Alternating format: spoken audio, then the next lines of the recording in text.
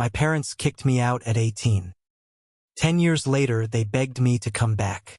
Part 1. My 18th birthday was the day I lost everything. Most people remember their 18th birthday because it was the day they became adults. I remember mine because it was the day I became homeless. No cake, no presents, no celebration. Just 2 black trash bags sitting beside the front door. One filled with clothes, the other with everything else my parents believed my life was worth. A few books, some old sneakers, a broken laptop, and a photo album my mother almost forgot to throw in. I stared at those bags for what felt like forever. Then I looked at my father. He didn't look angry. He didn't look emotional. He looked finished, like he had been waiting years for this moment. He folded his arms across his chest and said the sentence that would replay in my head for the next decade. "You're 18 now. You're not our responsibility anymore." At first, I honestly thought he was joking. I even smiled. Nobody else did. My mother stood in the kitchen doorway. She wouldn't look at me. She kept drying the same coffee mug with the same towel over and over again, as if polishing porcelain was easier than watching her son lose his home. My younger sister, Chloe, sat on the couch scrolling through her phone. She glanced at me for half a second, then went back to texting her friends. Nobody cried. Nobody argued. Nobody asked Dad to stop. It was as if they had rehearsed this. "Come on." I laughed nervously. "Seriously." Dad didn't move. "I am serious. You've had 18 years. 18 years. I repeated. "I've been working since I was 15. I pay for my own clothes. I bought my own phone. I even paid part of the electricity bill last month." He nodded. "I know. Good. Then you should already know how to survive." There was a silence I still remember. Not because it was loud. Because it was empty. The kind of silence that tells you something is ending forever. I looked at Mom. "Say something." She finally raised her eyes. They were red, like she'd been crying earlier. "I'm sorry," she whispered. That was all. Not stay. Not don't leave. Just, "I'm sorry." Dad walked over to the door and opened it. Cold November air rushed inside. "I don't want this to become dramatic. I have work tomorrow." Work. That was more important than his son. I grabbed one of the trash bags. It ripped immediately. My clothes spilled across the porch. Dad sighed loudly. "See, this is exactly why you need to grow up." I knelt in the freezing wind, stuffing everything back inside. Nobody helped me, not even Mom. As I reached for my old photo album, a picture slipped onto the porch. It was from when I was 6. Dad was carrying me on his shoulders at the county fair. We were both smiling. I picked it up, looked at him. "When did you stop loving me?" For the first time that day. His expression changed. Only for a second. Something almost looked like regret. Then it disappeared. "You'll understand when you're older." I wanted to scream. Instead, I picked up my bags, walked down the driveway, and never looked back. At least, that's what I told myself. The truth? I looked back 3 times. The first time, hoping Mom would run after me. She didn't. The second time, hoping Dad would call my name. He didn't. The third time, the porch light turned off. Felt like someone had erased me. I had nowhere to go. No grandparents. No close relatives. No best friend with a spare bedroom. Just an old Honda Civic I bought with money from my part-time job at a grocery store. That became my home. For the next 3 weeks, I slept in that car. The first night was the worst. It was colder than I expected. I folded my jacket into a pillow, covered myself with a thin blanket. Every passing car made me jump awake. Around 2 in the morning, someone knocked on the window. Panicked. A police officer stood outside. "You can't sleep here." "I don't have anywhere else." He looked inside the car, saw the trash bags, the blanket, the exhaustion on my face. He sighed. "Follow me." I thought he was taking me to the station. Instead, he drove 2 blocks away. There was a church with a small parking lot. He stopped beside it. The pastor lets people stay here. Just don't make a mess. I stared at him. Why are you helping me? He smiled sadly. My father threw me out when I was 17. Then he drove away. I never even learned his name. The church parking lot became my safe place. Every morning, I woke up before sunrise, brushed my teeth in the gas station bathroom, changed clothes at the gym where I had the cheapest membership I could find. Then I worked 8 hours at the grocery store, for hours delivering pizzas. Some nights, I was so tired, I'd fall asleep in the driver's seat before turning the engine off. One Friday evening, I counted all the money I had. $387. That was everything. Renting even the cheapest apartment was impossible. I remember sitting in my car thinking, maybe Dad was right.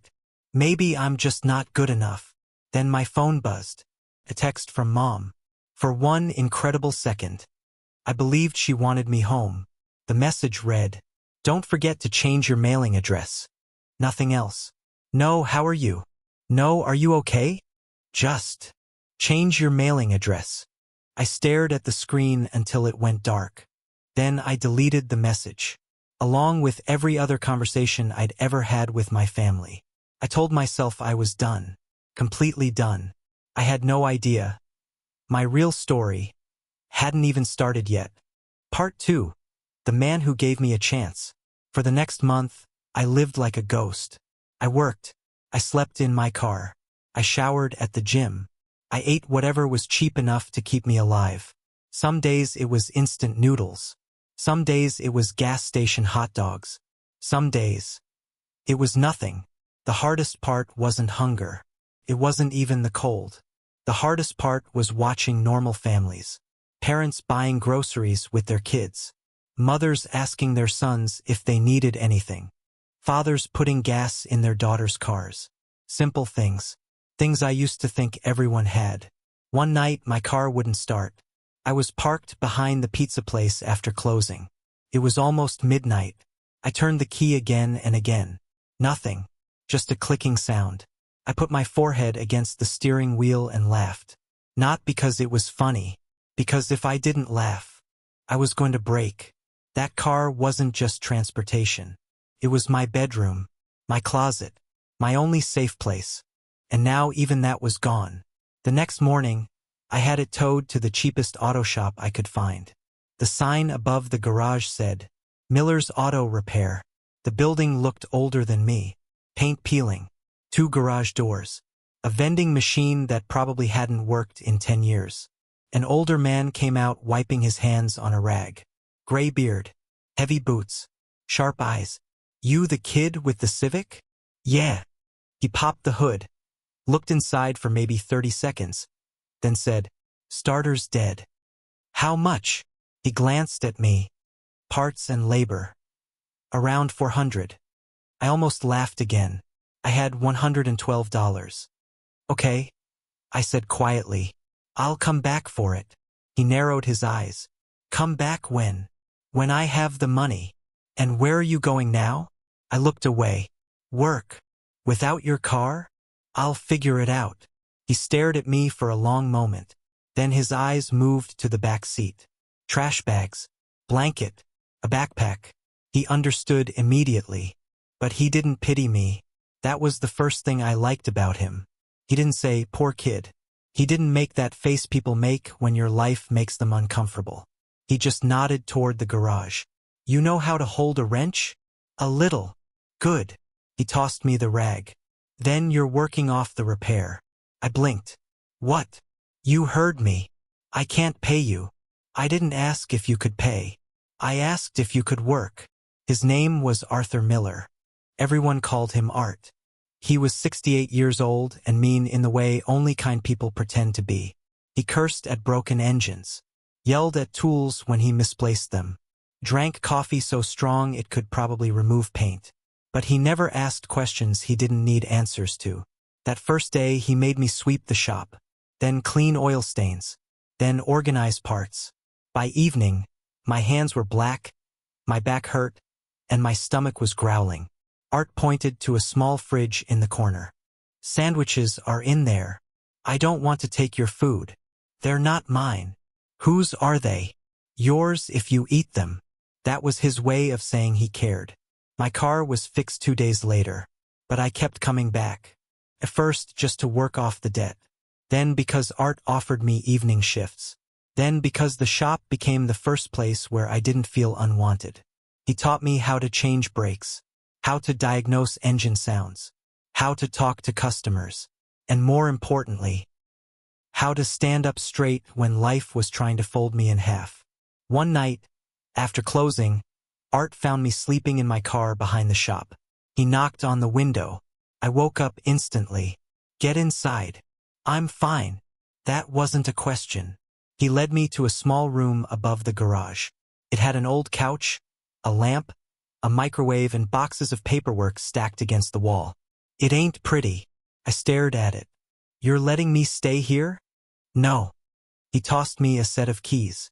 I'm charging rent. How much? Keep the bathroom clean. I couldn't speak. He looked uncomfortable, like emotions annoyed him. Don't make it weird. But it was already weird, because for the first time since my birthday, someone opened a door instead of closing one. Months passed, then a year. I kept working both jobs at first. Grocery store in the morning, pizza deliveries at night, garage whenever Art needed me. Eventually, he offered me full-time work. You learn fast, he said. You're still terrible at carburetors, but nobody's perfect. I quit the grocery store the next week. For the first time in my life, I had a direction. I didn't hear from my family much. Chloe posted online constantly. New clothes, new phone, vacations with mom and dad, birthday dinners, captions like, best family ever. At first, I checked her posts every day, then once a week, then not at all. But one picture stayed with me. Chloe standing in front of my old bedroom. Except it wasn't my bedroom anymore. It was a walk-in closet. Her caption said, "Finally got the room I deserved." I stared at that sentence for a long time. Then I closed the app and went back to work. On my 19th birthday, Art handed me a small box. Inside was a set of professional mechanic tools. Used, scratched, but real. I can't take this, I said. You can. This is expensive. It was mine. I looked up. He shrugged. My hands don't work like they used to. I ran my fingers over the metal case. No one in my family had even texted me. But this man, this stranger, remembered.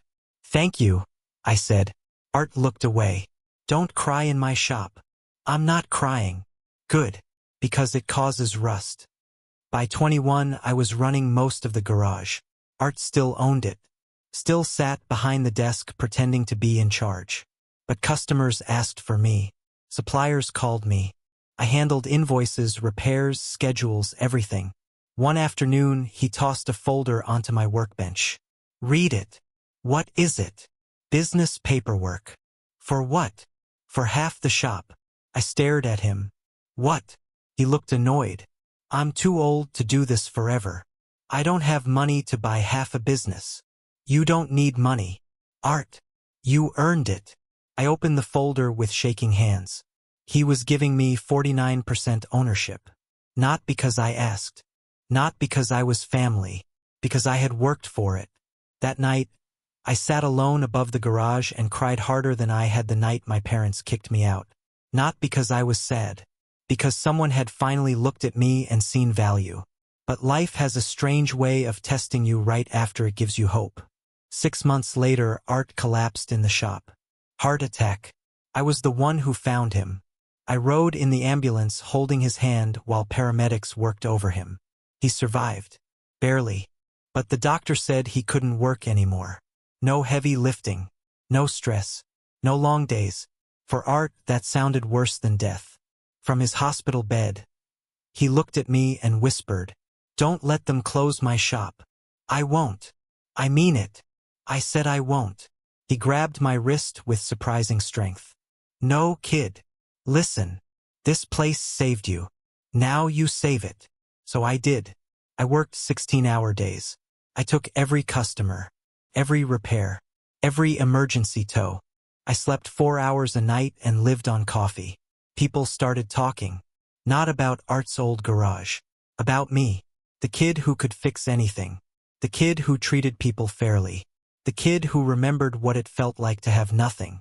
Within 2 years, Miller's Auto Repair wasn't just surviving. It was growing. Then came the offer that changed everything. A delivery company wanted a contract. 30 vans. Regular maintenance. Emergency repairs. It was more work than our little shop could handle. Art told me to refuse. We ain't big enough. I said, then we get bigger. He stared at me, then slowly smiled. That's the first smart thing you've said all week. We rented the building next door. Hired 2 mechanics. Then 4. Then 8. The contract brought in another contract. Then another. By 25, I owned 3 shops. By 27, I owned 6. By 28, I bought the land where I used to sleep in my car. And on the wall of my main office, I kept the original 2 trash bags, folded neatly, framed behind glass. Not because I wanted revenge. At least, that's what I told myself. But every time I looked at them, I remembered exactly who I had become without my family, and exactly who they had been when I needed them most. I thought I had buried that part of my life. Then one Monday morning, my assistant walked into my office and said, "There's a woman at reception asking for you." "Who?" She checked her notes. "She says she's your mother." Part 3. My mother walked into my office like nothing had happened. For a second, I thought I had heard her wrong. "My mother." My assistant nodded. "She said it's important." I stared through the glass wall of my office. 10 years. 10 years without seeing her face. 10 birthdays. 10 Christmases. 10 years of silence. And now, she was sitting in my reception area, waiting, like this was a normal Monday. I stood up slowly. Every step toward the lobby felt heavier than the last. The office was quiet. My employees looked up from their desks. Most of them had never seen me nervous. I wasn't nervous. I was angry. No, I was something worse. Curious. She was sitting exactly where my assistant said. Same brown hair. A little shorter now. More gray. More wrinkles. She looked older than I remembered. Smaller somehow. She held an old leather purse tightly in both hands. When she saw me, she smiled. The same smile she'd worn every time she picked me up from elementary school. For one dangerous second, my brain almost forgot everything. Then I remembered the 2 trash bags. "Daniel." Her voice trembled. "It's been so long." I stopped 3 feet away. "Why are you here?" The smile disappeared. "I just wanted to see you." "No," I replied calmly. "You wanted something." She looked down. "I don't blame you for thinking that. I didn't answer your question." She hesitated, then quietly said, "We need help." Of course. I motioned toward my office. 5 minutes. Nothing more. She nodded gratefully, as if I'd already forgiven her. Inside the office, she looked around at everything. The framed awards, the certificates, the floor-to-ceiling windows overlooking the city, the company logo on the wall. She smiled again. "I'm proud of you." Those 4 words hit me harder than I expected. Not because they made me happy, because they came 10 years too late. "You don't get to be proud." Her eyes filled with tears. "I know." "No, you don't." Silence filled the room. She finally looked at the framed trash bags hanging behind my desk. "What are those?" I didn't answer immediately. Instead, I stood beside them. "The bags you packed." She stared. Her lips parted slightly. I kept them. They remind me never to depend on people who only love me when life is easy." She covered her mouth. For the first time, I believed her tears were real. "I'm sorry." There it was. The apology. The one I'd imagined hearing 1,000 different ways. The one I'd hoped for during those freezing nights in my car. Felt strangely empty. "I'm not here for apologies," I said. "I'm here because you said you needed help." She nodded, then slowly reached into her purse. She placed several papers on my desk. Mortgage statements, collection notices, final warnings. Their house, my childhood home, was about to be repossessed. They're taking it next month, she whispered. I flipped through the documents. $387,000 in debt. Credit cards, second mortgage, personal loans, medical bills. How? Dad had always been careful with money, almost obsessive. What happened? She looked away. Chloe. That surprised me. My sister. She nodded. After college, she wanted to start a business. We helped. It failed. So we borrowed more. Then she wanted another chance. So we borrowed again. I leaned back in my chair. How much? My mother's voice barely came out. Everything. She continued speaking. Each sentence sounded heavier than the last. Dad had emptied his retirement account, sold investments, refinanced the house twice, co-signed loans, covered Chloe's credit cards. Every time she promised. This one will work. None of them did. I looked at the paperwork again. The numbers didn't lie. They had spent almost $1 million over 10 years trying to rescue my sister. The same parents who claimed they couldn't afford to keep me after I turned 18. I almost laughed. Instead, I asked the question that mattered. Where's Dad? She didn't answer. Mom. She closed her eyes. Outside. I looked through the office window. Across the parking lot. An older man sat inside a faded pickup truck, hands gripping the steering wheel, head lowered. Even from 30 yards away, I recognized him immediately. That he hadn't even come inside. I asked him to. Mom whispered. He said. He didn't deserve to. That was the first honest thing I'd heard all morning. I walked to the window. For nearly a minute. Neither of us spoke. Finally I asked. Why now? You've known where I worked for years. She nodded. Yes. So why today? Another long silence. Then she answered. Because your father finally admitted. He was wrong. I turned around. Wrong? That was all? After 10 years? After sleeping in my car? After birthdays alone? After believing I wasn't worth loving? Wrong? The word felt insultingly small. I didn't come here expecting forgiveness. She said. I came because we have nowhere else to go. And Chloe? My mother's face changed. She left. What? 6 months ago. She moved to California with her boyfriend. She stopped answering our calls. I blinked. The daughter you sacrificed everything for. Abandoned you? She nodded slowly. We haven't spoken to her since. Life has a cruel sense of humor. The child they threw away. Built a future. The child they gave everything to. Walked away. My assistant knocked gently. Sorry to interrupt. There's someone else asking for you. Who? She looked uncomfortable. He says. He's your father. I looked back toward the parking lot. The truck door had opened. Dad was walking toward the building. Slowly, like every step hurt. My mother stood. He wanted to wait outside. I think. He was afraid. I almost said, good. Instead, I simply nodded. Send him in. The office door opened. For the first time in 10 years. My father stood in front of me. He looked nothing like the man who had thrown me out. His shoulders were bent. His hands trembled slightly. His hair had turned almost completely white. He stared at me for several seconds. Then his eyes landed on the framed trash bags behind my desk. He stopped walking. His face went completely pale. He whispered one sentence. One sentence I never expected to hear. You kept them.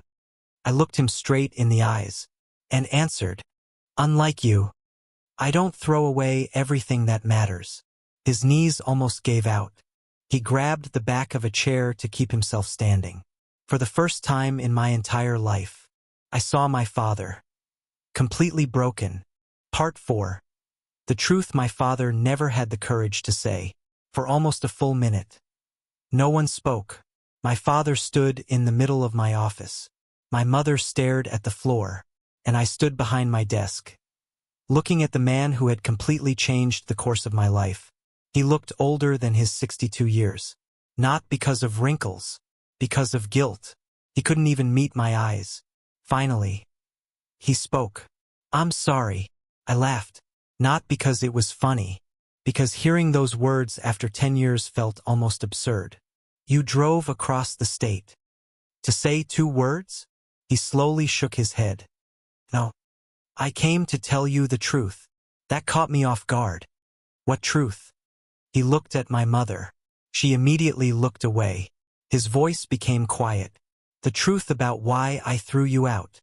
I folded my arms. "I'm listening." He didn't sit down, almost like he didn't think he deserved to. "When you were 15, I lost my job. That surprised me. I knew he'd changed jobs. I never knew he'd been fired. The factory closed. I couldn't find work for almost a year.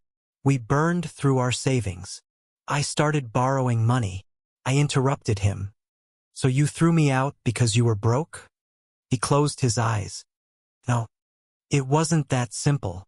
He walked toward the window overlooking the city. "I grew up poor.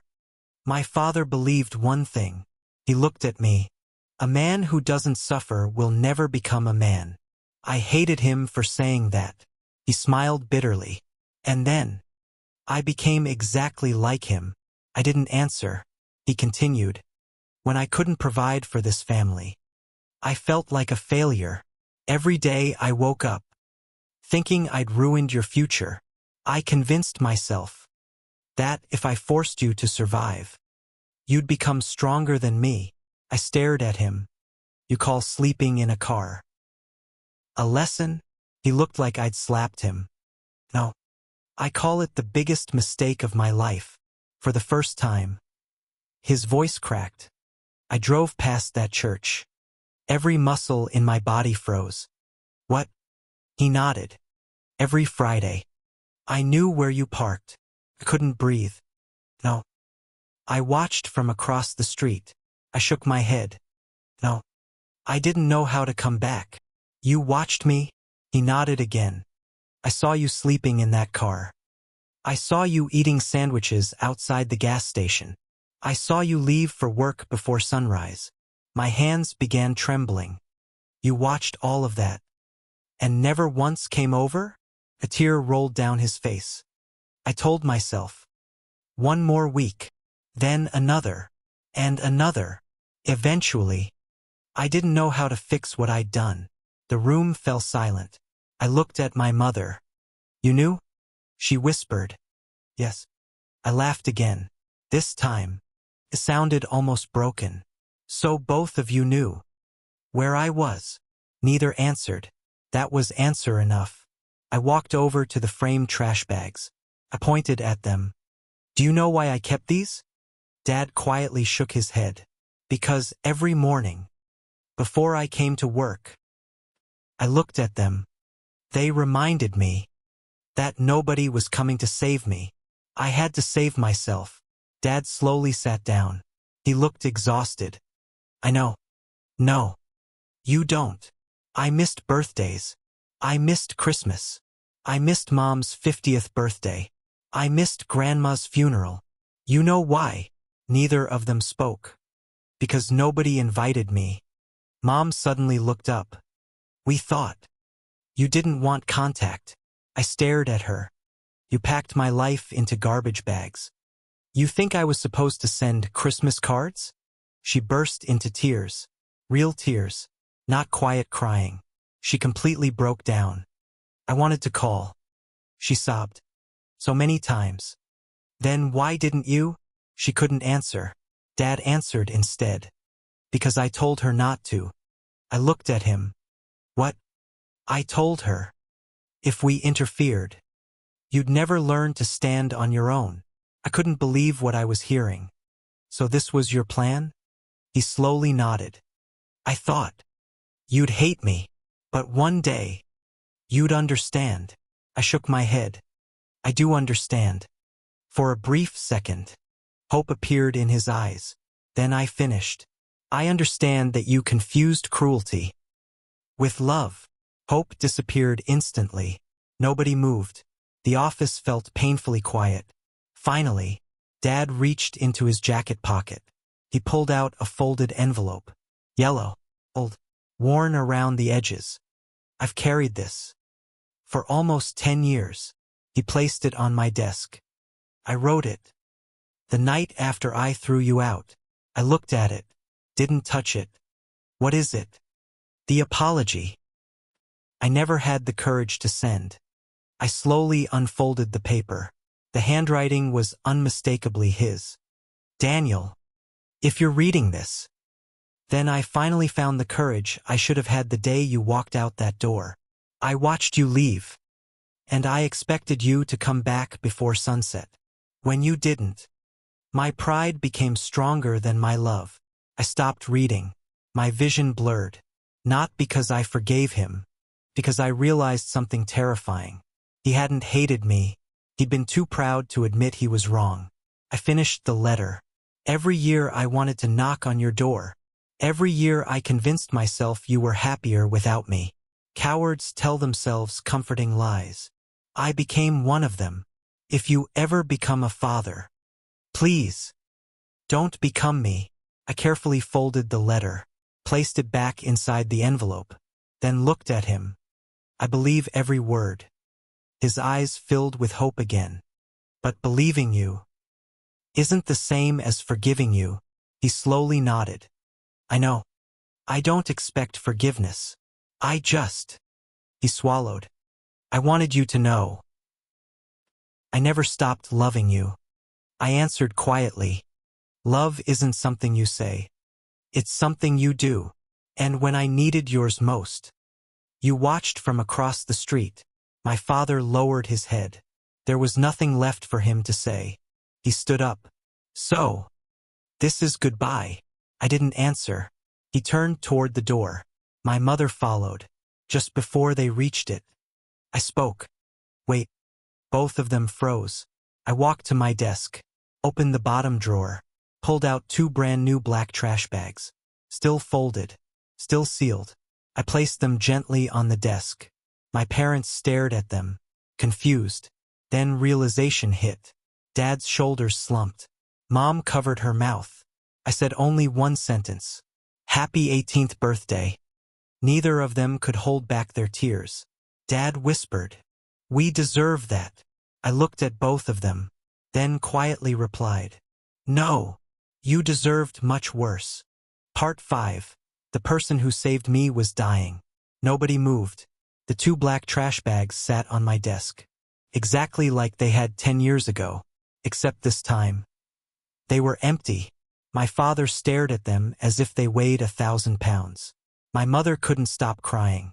Neither of them reached for the bags. Neither of them defended themselves. For the first time in my life, they knew exactly how silence felt. My father finally cleared his throat. I suppose we should leave. I simply nodded. He turned toward the door. My mother followed. Just before they stepped into the hallway, my office phone rang. Normally, my assistant would answer it, but she burst through the door instead. She looked terrified. Daniel, you need to come. Now.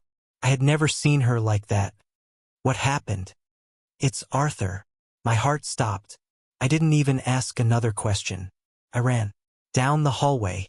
Through the reception. Past confused employees. Out into the parking lot. My truck was already running. One of the mechanics had started it for me. He shouted only 4 words. They took him downtown. The drive to the hospital felt endless.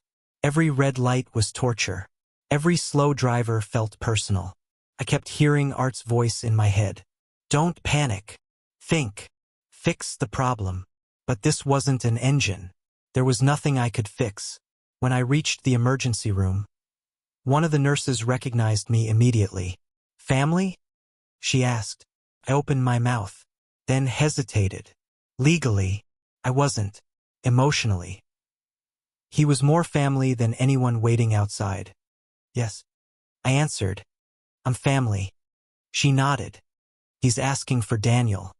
I found him in a private room. Machines beeped steadily around him.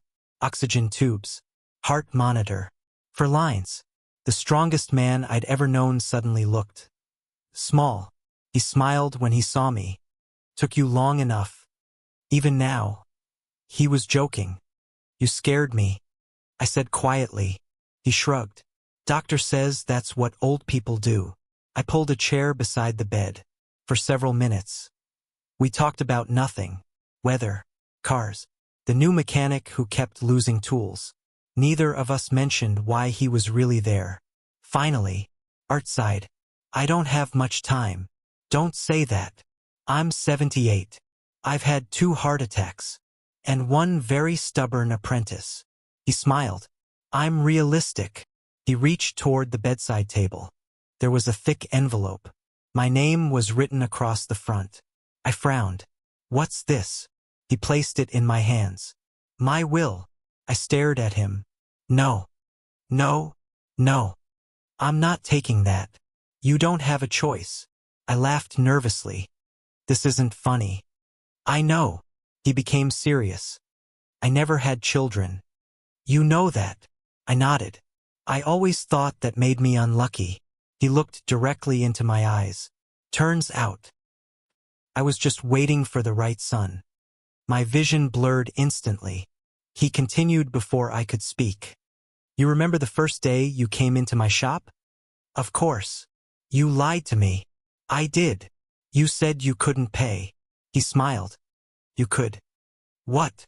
You had $112. I blinked. You remember that? I remember everything. You were willing to spend every dollar you had. Just to keep your car. Most people would have walked away. You stayed. You worked. You never complained. He chuckled softly. You know when I decided the shop would be yours? I shook my head. The 3rd week. The 3rd week. You thought everyone had gone home. You didn't know I came back for my keys. What happened? I found you. Sleeping on the garage floor. You'd put your jacket over my old dog. I frowned. Rusty? He nodded. You were freezing. But you made sure the dog stayed warm. He smiled. I figured. If a kid with nothing could still be kind, then he'd never become the kind of man who'd hurt people once he had everything. Neither of us spoke. The heart monitor filled the silence. Beep, beep, beep. Art suddenly became serious again. Promise me something. Anything. When I'm gone. Don't become rich. I laughed through tears. I already am. He smiled. No. You're successful. There's a difference. He pointed toward my chest. Don't let money move that. Before I could answer, someone knocked gently. A doctor entered. He looked uncomfortable. Mr. Miller needs to rest. Art waved him away. 5 more minutes. The doctor nodded reluctantly and stepped outside. Art reached for my hand. His grip was weak now. Far weaker than the man who once lifted engines without asking for help. You know. I used to hate your father. I looked surprised. You knew? He nodded. He came to see me. What? About 6 years after he threw you out. Every hair on my arms stood up. He found me. He knew you worked at the shop. He asked if you were okay. My mouth went dry. What did you tell him? Art smiled. I told him. The boy you abandoned became the man you never deserved. I couldn't help smiling. Sounds like you. It is. Then his expression changed. He cried. I froze. What? For almost 10 minutes. He begged me to tell him where you lived. My heart started pounding. What did you do? I told him no. The room became silent again. You protected me? Art nodded. I wasn't going to let the man who broke you decide when he deserved another chance. I looked down. I always wondered why they never found me. Art smiled. Now you know. Just then. The heart monitor let out a long, unfamiliar beep. The nurses rushed inside. The doctor shouted orders. Someone gently pulled me toward the door. I stood frozen in the hallway, watching through the glass, watching the man who had saved my life fight for his own. And for the first time in 10 years, I wasn't thinking about my parents anymore. I was thinking about the only man I had ever truly called Dad. Part 6. The last thing he ever gave me. The hallway smelled like antiseptic and coffee. I stood frozen behind the glass. Doctors surrounded Arthur's bed. Nurses moved with terrifying speed. One shouted for another dose of medication. Another called for the crash cart. I couldn't hear every word, but I understood enough. Something was very wrong. The monitor screamed. Long constant. Then, silence. Not in the room. Inside me, a doctor climbed onto the bed and began chest compressions. Another pushed medication into Arthur's fore. Someone counted aloud. 1, 2, 3. Every number felt like a punch. 5 minutes. 10. Maybe 15. Time stopped making sense. Then, the monitor beeped again. A heartbeat. Weak. But there. The doctors didn't celebrate. Neither did I. One of them finally stepped into the hallway. Mr. Carter? I nodded. He's stable. I let out a breath I didn't realize I'd been holding. But every hospital sentence has a but. He won't be leaving the hospital. What do you mean? The doctor lowered his voice. His heart is failing. We can make him comfortable. We can buy some time. But you should prepare yourself. I thanked him, though I don't remember why. Maybe because that's what people say when they don't know what else to do. Arthur slept for almost 3 hours. When he finally opened his eyes, he immediately looked toward the chair beside his bed. You still here? I smiled. Where else would I be? He looked relieved. Good. Thought I imagined you. His voice was weaker now. Every sentence took effort. He pointed toward the envelope he'd given me. You haven't opened it. I didn't think this was the right time. He smiled faintly. There won't be a better one. I slowly opened the envelope. The first page was exactly what he'd said. His will. Everything he owned. The garage, the land, his savings, his truck, everything had been left to me. My throat tightened. Art. I can't. You can. No. I didn't stay because I wanted this. I know. Then why? He looked directly at me. Because family leaves things to family. I couldn't stop the tears. For 10 years, I told people I didn't need parents, that I'd built my own life. But sitting beside that hospital bed, I realized something. I hadn't built it alone. Arthur had quietly been laying bricks beside me the entire time. There was another document beneath the will, a handwritten letter. It wasn't addressed to me. It was addressed to every employee in the company. Arthur nodded toward it. Read it. I unfolded the paper. To everyone at Miller Automotive. If you're reading this, I'm probably arguing with St. Peter about how to fix heaven's engines. I laughed despite myself. That sounded exactly like him. Some of you worked for me for 30 years. Some for 30 days. But every single one of you helped build something bigger than a repair shop. You built a place where people got second chances. Nobody understood that better than Daniel. If you ever have to choose between making more money or helping someone who genuinely needs it, choose the person. Money always comes back. People sometimes don't. I folded the letter carefully. That's who you are. I whispered. Arthur smiled. No. That's who I hope you stay. The next morning, news spread through every shop. Employees started arriving at the hospital. One by one. Mechanics, receptionists, tow truck drivers, office staff. Some brought flowers. Others brought coffee. One older customer drove 2 hours just to shake Arthur's hand. I watched from the corner of the room. I hadn't realized how many lives he'd touched. Around noon, my assistant entered quietly. Daniel, there's someone asking for you. I sighed. If it's another supplier. She shook her head. It's your father. Again. I walked into the waiting area. Dad stood beside the vending machines. He looked exhausted. I heard about Arthur. I didn't answer. I wanted to pay my respects. You don't know him? No, he admitted. But I owe him. That surprised me. What are you talking about? He looked toward Arthur's room. I came to his garage 4 years after I threw you out. I already know. His eyebrows lifted. He told you? Yesterday. Dad nodded slowly. I begged him to tell me where you lived. He refused.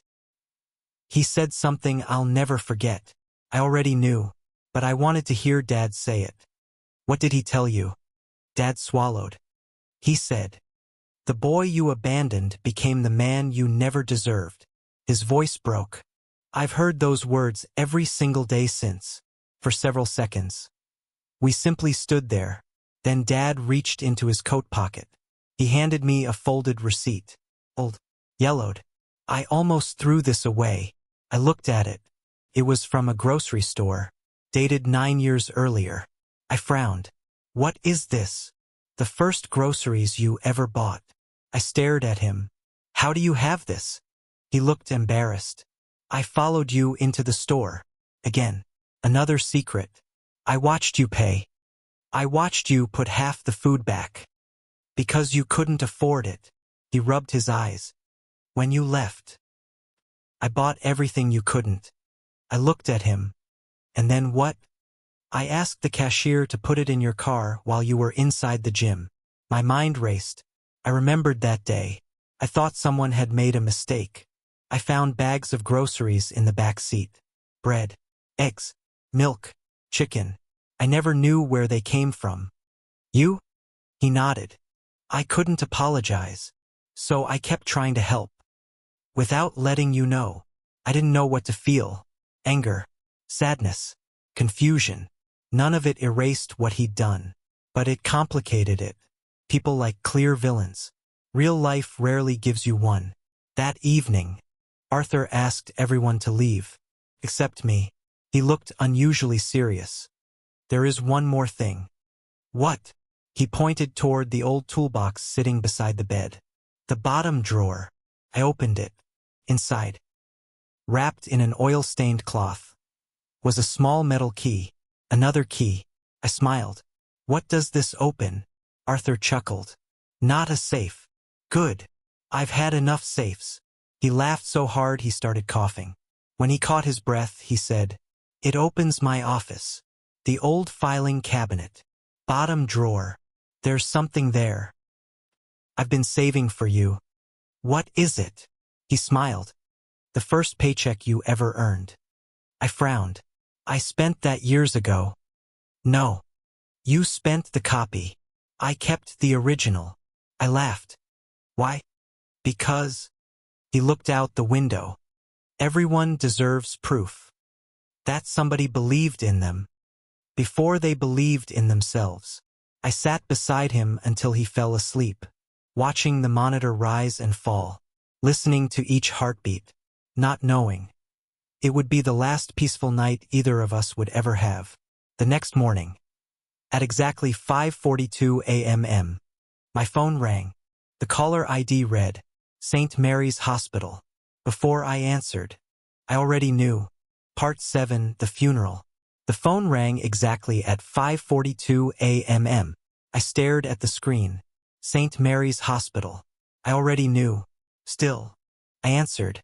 Mr. Carter? The nurse's voice was gentle. I'm so sorry. Arthur passed away this morning. For several seconds.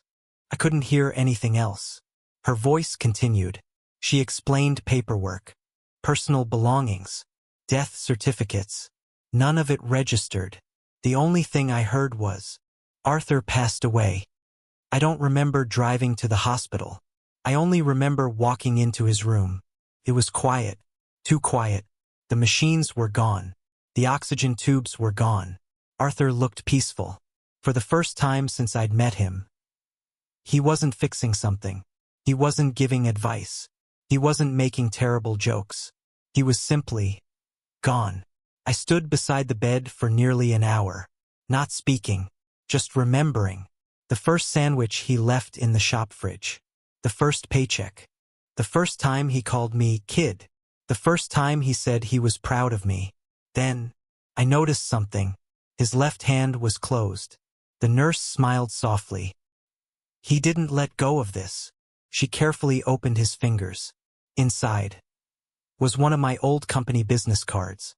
The very first one I'd ever printed. The corners were worn from being carried around for years.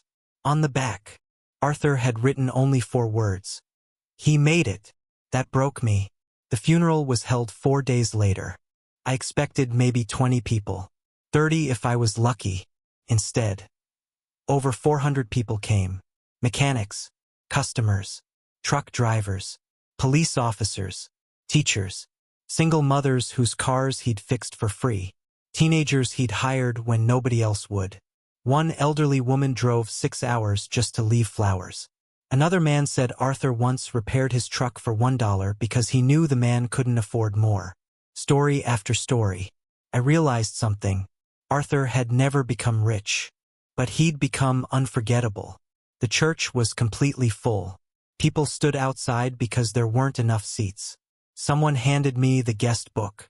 By the end of the service, every page was filled, not with signatures, with stories. He paid for my daughter's brakes. He gave me my first job. He fixed my car the day my wife went into labor. He saved my business. I couldn't stop reading them. Halfway through the service, I noticed 2 familiar faces sitting in the very last row. My parents. Neither of them came forward. Neither tried to speak to me. They simply sat quietly, listening, watching. For once, they understood what a real father looked like. After the service, people gathered outside. I spent almost 3 hours shaking hands, hugging employees, listening to memories. Then, an older man approached me. I'd never seen him before. He wore a dark blue suit, perfectly pressed. He handed me a business card. James Holloway, attorney. I represented Arthur for almost 30 years. I nodded politely. He left one final instruction. What instruction? He asked me to give you something. Only after the funeral. He reached into his briefcase, pulled out a sealed envelope. Not another letter. A thick brown envelope. He smiled. He insisted you open it alone. That evening, I returned to Arthur's office. Everything looked exactly as he'd left it. Coffee mug, grease stains on the desk, the old radio that only played country music, his favorite wrench still hanging on the wall. I sat in his chair, then opened the envelope. Inside was a photograph. The very first day I'd worked at the shop. I was sweeping the floor, completely unaware someone had taken the picture. On the back, Arthur had written, Day 1. Underneath it, another note. Turn the page. I did. The next page wasn't a photograph. It was a check, made out to me, $112. Exactly the amount I'd needed to fix my Civic. I frowned. Attached was another handwritten note. You paid me back with work. Now let me pay you back with belief. Nobody should ever feel like they're worth only what's in their wallet. My hands started shaking. He'd kept that number in his head for 10 years. But there was something else. A smaller envelope hidden underneath. Inside was a key. Not to the office. Not to the garage.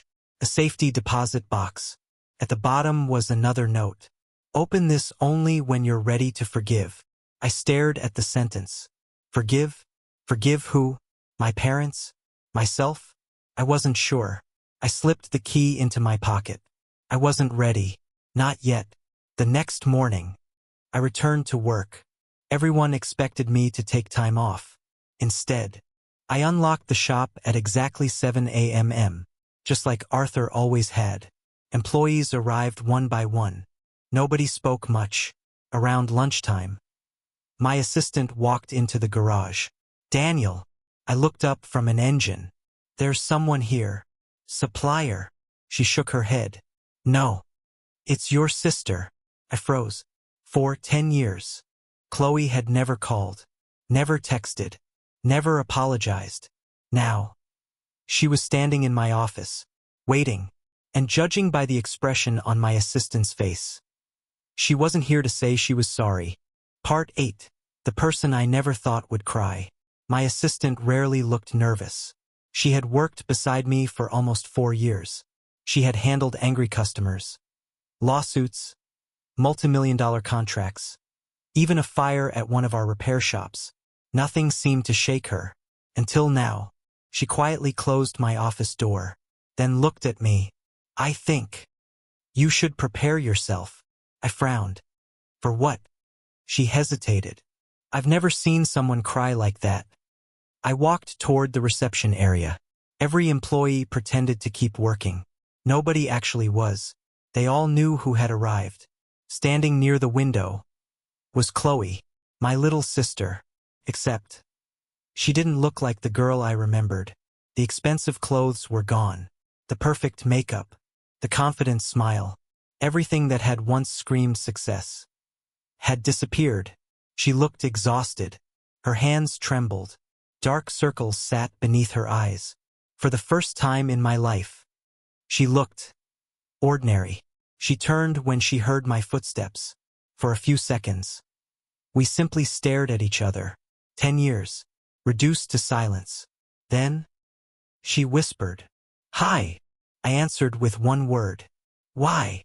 She looked confused. "What? Why are you here?" Her eyes filled with tears almost instantly. "I wanted to see you." I shook my head. "No. You wanted something. Exactly like Mom. Exactly the same sentence." She looked down. "You're right. I don't have anywhere else to go." There it was. The truth. At least, part of it. I invited her into my office. Unlike Mom, she refused to sit. She kept standing, like she didn't believe she deserved the chair. "I heard about Arthur," she said quietly. "I'm sorry." I nodded. "Thank you." Silence. Then, "I wanted to come to the funeral." "You should have." "I couldn't." "Why not?" She looked at the floor. "Because I knew you'd hate seeing me there." She wasn't wrong. I leaned against my desk. "So, what happened?" She laughed bitterly.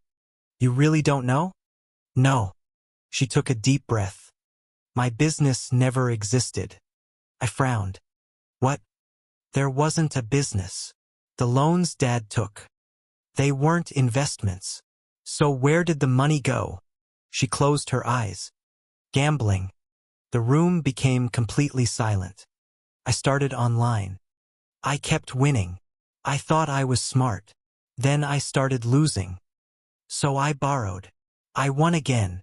Then I lost everything. I couldn't believe what I was hearing. "Mom and Dad knew?" She nodded. "They thought they were helping me. They paid one debt. Then another. Then another. I kept lying." She finally looked at me. "You know what's funny?"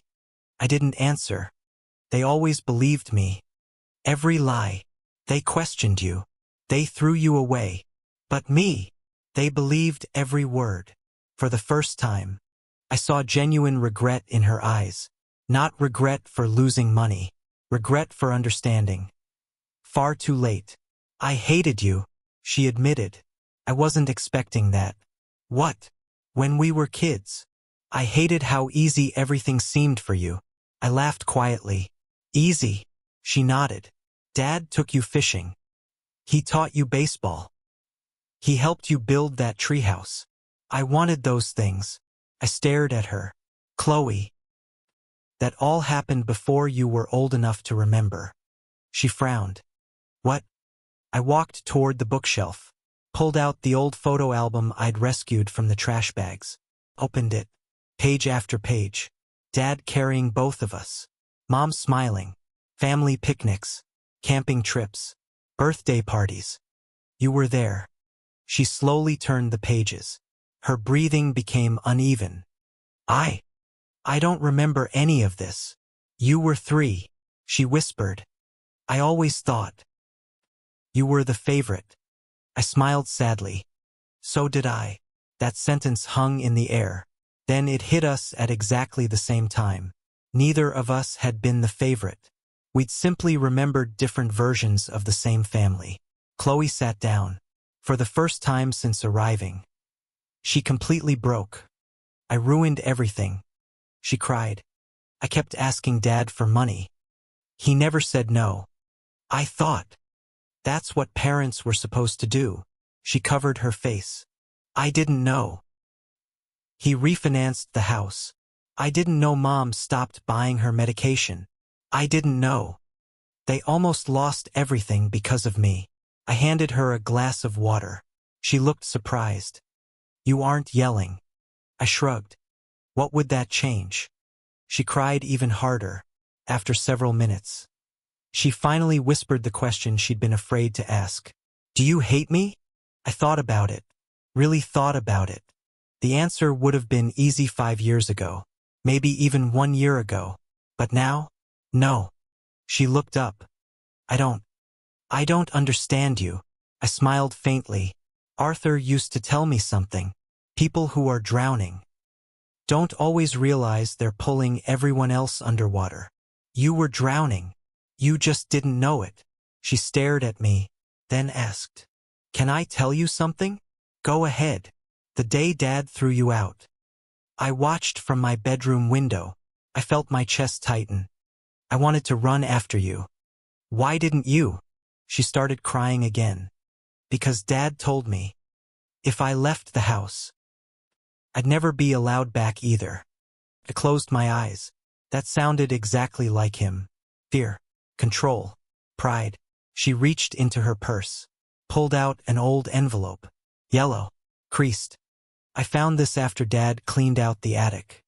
I recognized the handwriting immediately. Mine. It was addressed to Mom. I frowned. What is this? I never opened it. She handed it to me. It fell behind a box years ago. I slowly unfolded the paper. The date at the top was my first Christmas after being kicked out. Mom. I know Dad doesn't want me home. I understand if you're angry too. I'm okay. Please don't worry. I found somewhere safe to sleep. I got another job. I just wanted to wish you Merry Christmas. Tell Chloe I still have the bracelet she made me. Maybe next year we can all eat dinner together again. Love. Daniel. I stopped reading. I had completely forgotten writing that letter. I remembered walking to the mailbox. I remembered changing my mind. Apparently, I never mailed it. It had stayed hidden in the attic. For almost 10 years. Chloe looked at me. Dad found it. I frowned. What? He never told Mom. He hid it. My heart sank. He read it. She nodded. I saw him. He cried. He kept the letter. And then he put it in the attic. I couldn't understand. Why? She whispered the answer. Because he didn't think he deserved to answer it. I sat there, holding the letter I'd written as an 18-year-old kid sleeping in a car. The letter my father had secretly read. The letter my mother never knew existed. The letter that proved, deep down, I had still wanted my family, even after everything. Just then, my assistant knocked gently. Daniel. I looked up. What is it? She swallowed. Your father collapsed in the parking lot.